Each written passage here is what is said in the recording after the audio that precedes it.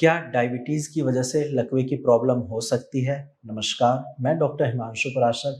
आज इस वीडियो में आपको बताऊँगा कि क्या अगर आपको डायबिटीज़ की प्रॉब्लम है तो फ्यूचर में लकवे की प्रॉब्लम हो सकती है? तो चलिए वीडियो को स्टार्ट करते हैं। अक्सर पेशेंट जब मुझसे ओपीडी में मिलते हैं, वो अपनी डायबिटीज़ की प्रॉब्लम को काफ़ी हल्के में लेते हैं। उनको यही लगता है कि मुझे कोई सिम्पटम्स नहीं आ रहे, बस ज़्यादा से ज़्यादा यूरिनेशन के लिए बार-बार जाना पड़ता है, बाकी कोई दिक्कत नहीं है तो मैं क्यों टेंशन लूँ? डायबिटीज़ ही तो है, ठीक हो जाएगी। बट ऐसा नहीं है। डायबिटीज़ की वजह से पैरालिसिस की प्रॉब्लम हो सकती है। अगर आपको डायबिटीज़ की प्रॉब्लम है और काफ़ी लंबे टाइम से प्रॉब्लम है ये, तो चांसेस है कि फ्यूचर में आपको पैरालिसिस की प्रॉब्लम हो सकती है। ऐसा इसलिए होता है क्योंकि डायबिटीज़ की वजह से आपके नर्व्स डैमेज होते हैं, आपको स्ट्रोक की प्रॉब्लम होती है और इन दोनों केस में चांसेस है कि पैरालिसिस की प्रॉब्लम होगी, क्योंकि अगर ब्रेन स्ट्रोक आता है तो एक साइड बॉडी का अफेक्ट होता है और वहाँ पे वीकनेस होती है, नंबनेस होती है, तो पैरालिसिस की प्रॉब्लम जनरेट हो जाती है। अब हम बात करते हैं कि ऐसी कौन से कॉजेज़ हैं जिसकी वजह से डायबिटिक पेशेंट को पैरालिसिस की प्रॉब्लम हो सकती है। तो सबसे पहला और मेन रीज़न है डायबिटिक न्यूरोपैथी। डायबिटिक न्यूरोपैथी में पेशेंट के नर्व्स डैमेज होते हैं, जिसकी वजह से उनके मसल्स में वीकनेस आती है और आगे चलकर फिर वो पैरालिसिस की फॉर्म में डेवलप हो जाता है। सेकंड पॉइंट है डायबिटिक स्ट्रोक। अब क्या है, डायबिटीज की वजह से आपके ब्रेन में जो आर्टरीज होती है, जो वेसल्स होते हैं, वहां पे क्लॉट फॉर्मेशन हो जाता है। अब जैसे ही वहां पे क्लॉट फॉर्मेशन होता है तो ब्लड सर्कुलेशन कम होता है। अब ब्रेन में अगर ब्लड सर्कुलेशन कम हो रहा है तो वहां पे ऑक्सीजन की सप्लाई भी कम होती है, और जब ब्रेन में ऑक्सीजन की सप्लाई कम होती है तो ब्रेन को प्रॉपर न्यूट्रिशन नहीं मिल पाता, जिसकी वजह से पैरालिसिस की प्रॉब्लम होती है।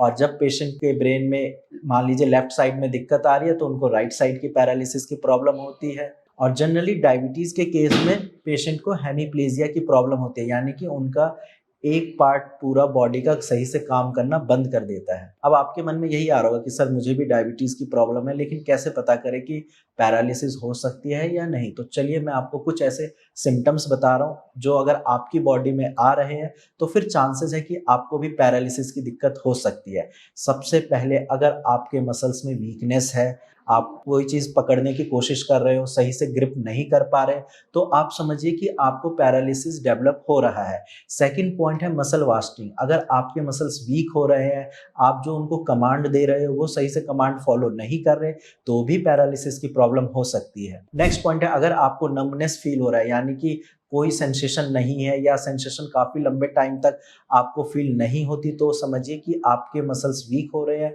वहाँ पे ऑक्सीजन की सप्लाई कम हो रही है और चांसेस हैं कि फ्यूचर में पैरालिसिस की प्रॉब्लम हो सकती है। और नेक्स्ट पॉइंट है, डायबिटीज़ की वजह से फुट ड्रॉप भी होता है और ये भी एक पैरालिसिस का ही टाइप है, क्योंकि अगर आपका ब्लड शुगर लेवल ज़्यादा है तो वहाँ पे चांसेस है कि आपके नर्व सही से काम नहीं कर रहेंगे और उसकी वजह से फुट ड्रॉप की प्रॉब्लम भी हो जाती है। एंड लास्ट पॉइंट है फेशियल पैरालिसिस। डायबिटिक पेशेंट को अक्सर फेशियल पैरालिसिस होता है, यानी कि बेल्स पाल्सी की प्रॉब्लम भी होती है। ये तो बात हो गई कि डायबिटीज की वजह से पैरालिसिस क्यों होता है। अब हम बात करते हैं सॉल्यूशन की। अगर आपका भी ब्लड शुगर लेवल ज़्यादा रहता है या डायबिटीज़ की प्रॉब्लम है तो घबराने वाली कोई बात नहीं है। आप एलोपैथिक मेडिसिन खा खा कर थक चुके होंगे, मुझे पता है, क्योंकि अक्सर डॉक्टर यही बोलते हैं कि ये मेडिसिन आपको लाइफ टाइम खानी है, आप खाइए कोई बात नहीं।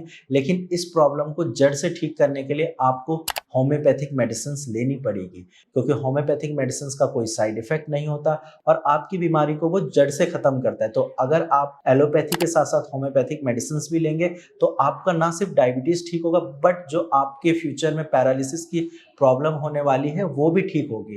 एंड इन सब के अलावा कुछ मैनेजमेंट पार्ट है, कुछ ऐसी चीजें हैं जिनको अगर आप फॉलो करते हो तो आपका डायबिटीज जो शुगर लेवल है वो कम हो जाएगा। सबसे पहले आपको अपना स्वीट इनटेक कम करना है, यानी कि चीनी और जो भी मीठी चीजें हैं वो आपको कम खानी है, रेगुलर बेसिस पे नहीं खानी है। सेकंड है, आपको फिजियोथेरेपी करानी है, रेगुलर आप जाइए, क्योंकि अगर आप स्टार्टिंग से ही फिजियोथेरेपी करा रहे हैं, अगर आपके मसल्स में वीकनेस है, नमनेस है, आप फिजियोथेरेपी के लिए जा रहे हैं, तो उसकी वजह से आपका ब्लड सर्कुलेशन इंप्रूव होगा और अगर चांसेस बनता है कि पैरालिसिस की दिक्कत हो, लेकिन आप सही टाइम पे फिजियोथेरेपी कराने के लिए पहुंच गए तो फिर पैरालिसिस नहीं होगी।